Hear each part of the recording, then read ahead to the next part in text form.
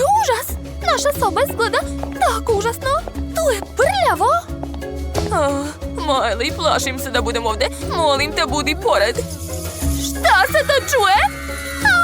To su slepi miševi. Kakav užas. Devojke, spasit ću nas. Snaga vatre. Odlazite. To je naša soba. Odlično. Devojke, dižite se. Oterala sam ih. Hvala, Phoebe, spasila si nas. Devojke, šta da radimo? Paučina.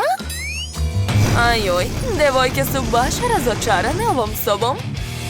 Phoebe će rešiti problem sa paučinom. A šta raditi sa smećem? Miley, imaš li ideje?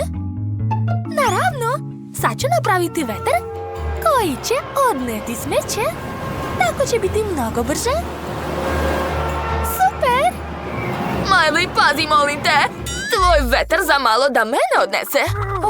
Došla mi ideja. Što bi prala podove?